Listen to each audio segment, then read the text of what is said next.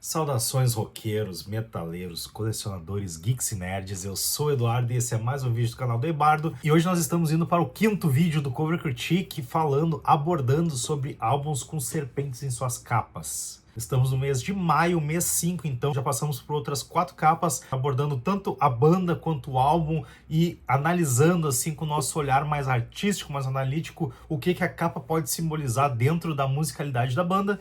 E hoje então nós vamos para a nossa quinta edição, trazendo novamente uma banda que tem uma serpente na capa de um de seus álbuns. Uma rápida contextualizada é que 2025 é o ano chinês da serpente e por causa disso eu decidi que todo mês a gente íamos abordar um álbum com uma serpente na capa para que a gente pudesse apresentar a banda, falar deste álbum em específico e também falar um pouco da parte artística do álbum, tanto da capa quanto do seu encarte. Então vamos para a quinta edição do Cover Critique?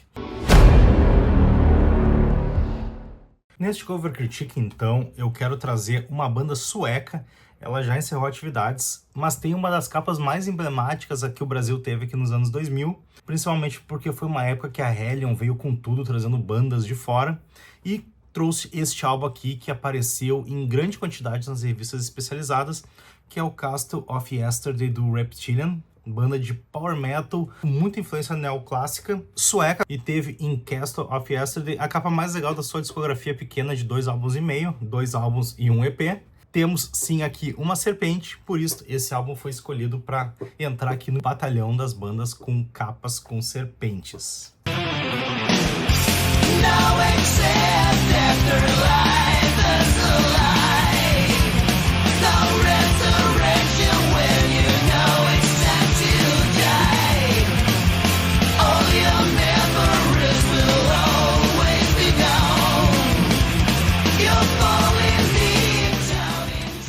Então vamos abordar um pouco a questão da banda. A banda, como eu falei, ela foi formada na Suécia em 99. 2 músicos já estavam trabalhando juntos em outra banda. A banda foi formada pelo baterista Joe Linder e pelo vocalista Jonas Blum, ambos músicos da banda Majestic, banda também de power metal com elementos neoclássicos. Eu não sei quais os motivos que fizeram esses 2 músicos que já faziam um som muito parecido se juntarem para fazer um novo som. Talvez eles não tinham certa liberdade criativa, já que o dono do Majestic era o Richard Anderson, né, o tecladista, também fundador de outras bandas muito legais dentro desse mesmo estilo, como o Time Requiem e o projeto Space Odyssey, que eu já mostrei algumas vezes no Caixa Forte do Ebardo. E após então formarem a banda, eles 2 anos após lançaram o primeiro álbum. Essa também é uma banda que se manteve bastante concisa e consistente, já que ela só teve uma troca de músicos durante toda a sua formação, que foi relativamente curta, né? Já que o primeiro álbum data de 2001 e o terceiro lançamento, o EP, é de 2004. Então a gente vai ter aqui um respiro de 3 anos do seu primeiro até o último lançamento.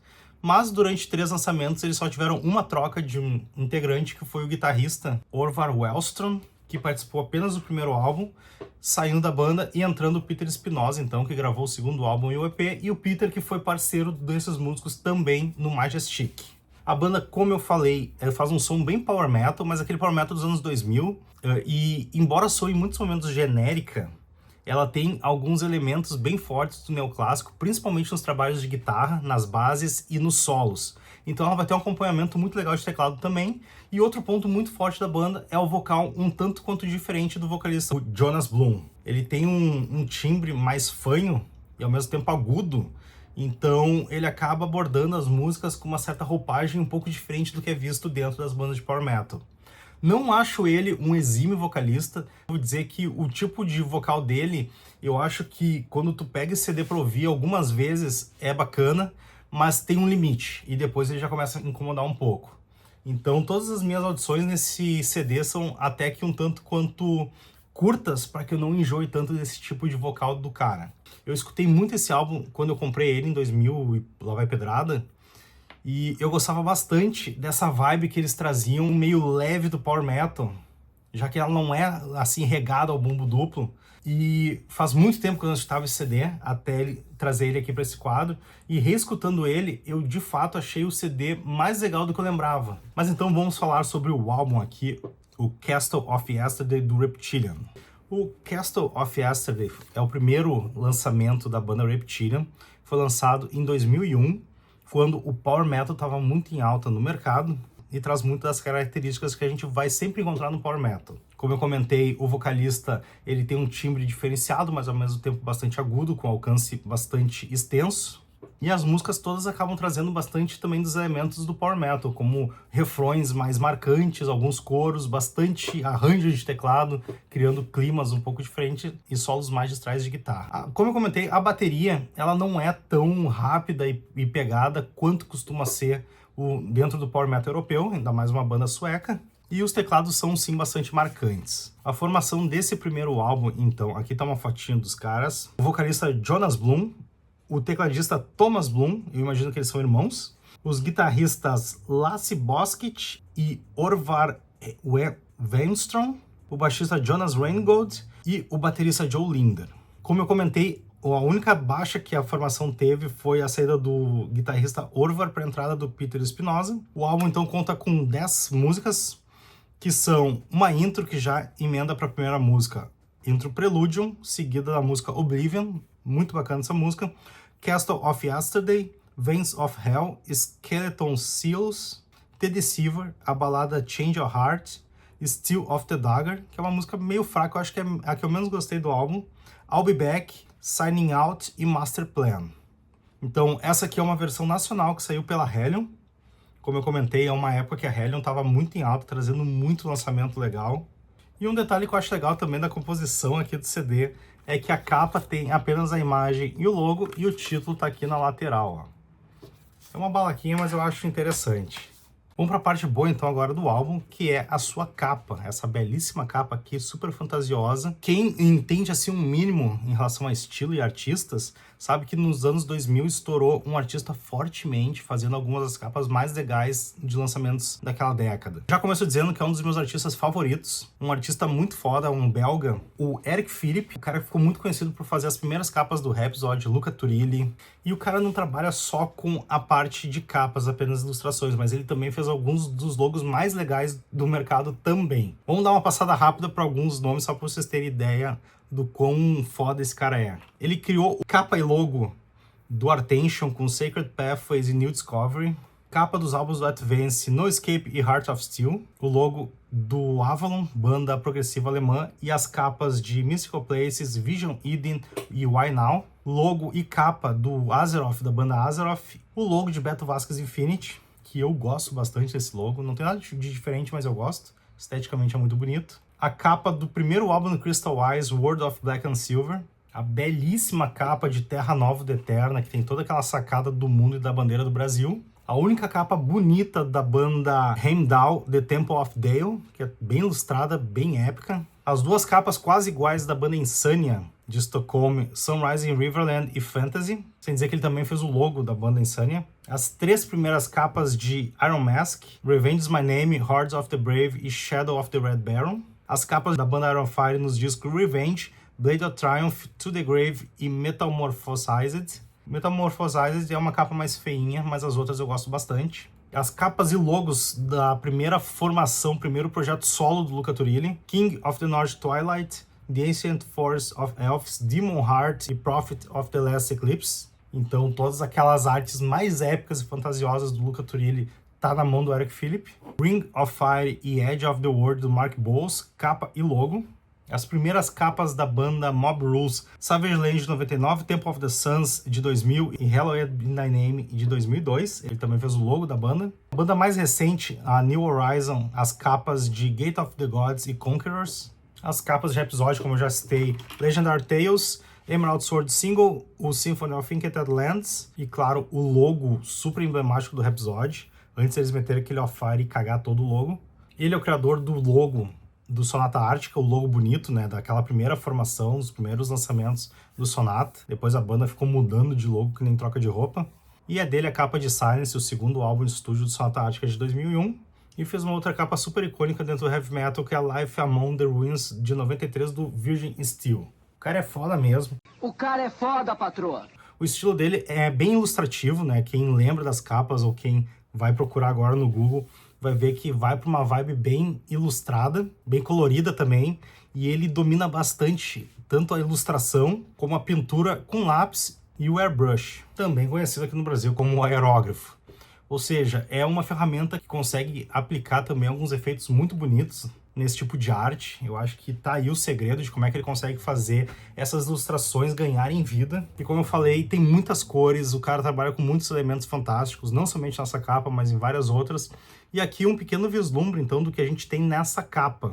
Nós vamos ter um cenário super fantástico com montanhas geladas, florestas e vales e 2 castelos. Um castelo mais sombrio, algo meio a casa do esqueleto lá do He-Man, com um portão em forma de boca de cobra, sendo levantado por uma coluna que está saindo de dentro de um poço, dentro de um mar. E nessa coluna de pedras, uma cobra aqui em volta, olhando aqui para o espectador com a linguinha de fora bifurcada. E um segundo castelo, mais branco, mais áureo então, sem grandes detalhes. Não é negro, ele é branco, então deve ter um pouco dessa dualidade entre o bem e o mal. Também elevado por uma coluna de pedra, que sai desde o chão ali de, eu não sei se uma ilha, uma península, ergue ele para os céus, e o que une ambos os castelos é uma ponte de pedra na parte de baixo e um arco-íris na parte de cima. Não sei se a ideia também é fazer com que funcione como uma Bifrost, né? Uma ponte de arco-íris que vai unir os 2 castelos, mas existe sim toda essa questão do equilíbrio e da dualidade. A música Castle of Yesterday fala muito sobre um personagem, um protagonista que ele se encontra perdido, em meio a muitas lamentações do que a vida trouxe para ele até o momento e que ele quer voltar ao castelo das recordações, no caso o Castle of Yesterday, o castelo de ontem, né, o tempo que passou. E na própria letra ele fala, né, sobre querer retornar então para dias de honra, já que ele se sente abandonado, em desespero, e que ele vai deixar todas as lamentações para trás. Ele chama o castelo das recordações, ou o castelo de ontem, como o seu lar. Diz que o lar está chamando por ele, que ele está perdido num mundo cheio de medo. Ele não vai se render para a violência e que quando o tempo chegar, ele vai deixar o presente e vai voltar para o passado, que é uma época onde ele pertence. E vai sempre se lembrar de tudo que ele já teve. Então, eu vejo um pouco disso nessa capa, trazendo um pouco dessa análise. É algo como ele está num lugar perigoso, possivelmente um castelo negro ali com os perigos das serpentes, e ele tem que passar por muitas provações.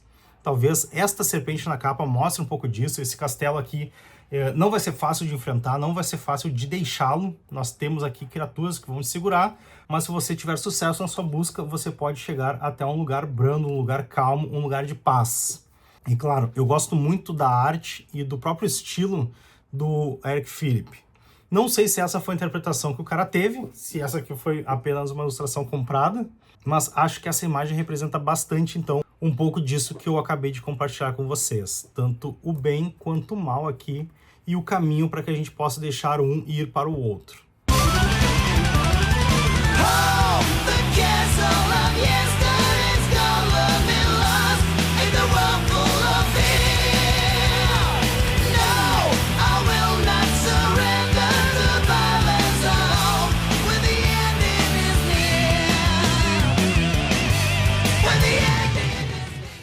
Vale dizer também, eu normalmente não gosto de logos não centralizados, mas por causa de todo o peso e balanço da capa, eu acho que o posicionamento do logo no topo à direita fez bastante sentido. Eu só organizaria um pouco o alinhamento dele, não deixaria ele tão aqui para a borda.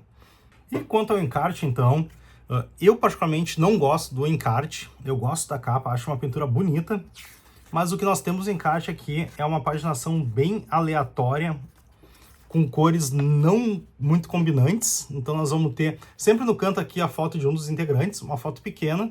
Nós vamos ter aqui uma margem, provavelmente um recorte que a gente tem dessa área aqui do céu, claro que num zoom out, uma página bordô, com textura de pedra, e aí as músicas em colunas, com o título em laranja e o texto em branco. O texto em branco nesse fundo eu acho que faz sentido. Esse laranja aqui, eu não sei se eles tiraram do arco-íris, não faz sentido usar esta cor nesse fundo tão semelhante. É claro, né, que a gente tem mais brilho e saturação laranja, então a gente tem uma legibilidade, mas são cores que não são muito combinativas. Temos aqui, então, uma foto com detalhe sépio dos artistas e em cima nome e o que ele faz na banda. No caso, o Jonas Blum é o vocalista e tem essa foto aqui, ele vestido de pirata.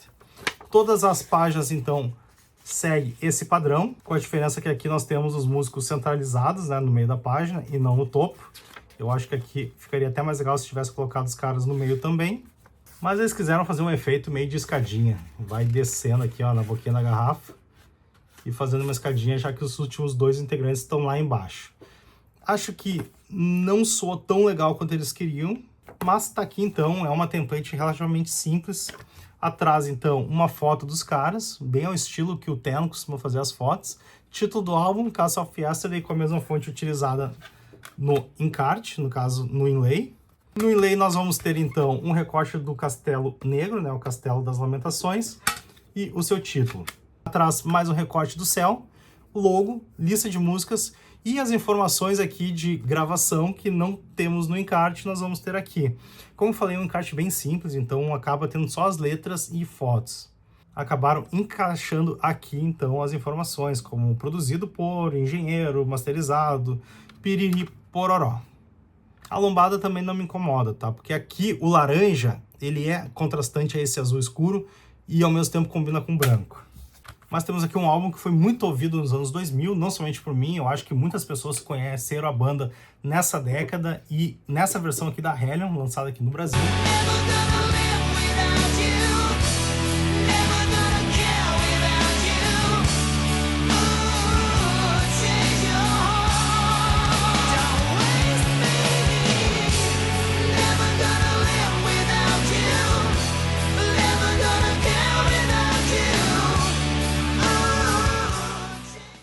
E é isso então, pessoal. Esse foi mais um Cover Critique, abordando capas de álbuns com serpentes. E hoje, na nossa quinta edição, nós vimos Castle of Yesterday, da banda Reptilian. Uma banda que não teve grande fama dentro do mercado, mas lançou dois álbuns bem interessantes para os fãs do Power Metal. Quero agradecer o tempo e a atenção que vocês disponibilizaram para estar comigo analisando mais um álbum aqui neste canal. Esse quadro tem sido super interessante para trazer bandas novas e falar um pouco sobre os assuntos que eu gosto. Não só apresentando a banda, mas também falando sobre a capa, o encarte, logos e muito mais na questão gráfica. Quero convidar vocês que gostaram desse vídeo a dar um joinha aqui, compartilhar com seus amigos que vão gostar do assunto também. Convido vocês a conhecer o Instagram do Eibardo. Convido vocês a conhecer as playlists do Spotify que eu crio com artistas e bandas que são citados nos nossos vídeos. Convido vocês a assistir os outros vídeos já lançados no quadro do Cover Critique. Se gostaram desse vídeo como um todo, demais vídeos que eu tenho no canal falando não somente das capas, mas também mostrando um pouco das minhas coleções no Caixa Forte, falando um pouco das minhas opiniões e gostos nas tags e listas que eu crio, e também vendo itens novos, não somente CDs, mas também livros, quadrinhos e muitos outros itens do universo pop e geek. Agradeço novamente a participação de vocês e desde já um forte abraço do Eibardo.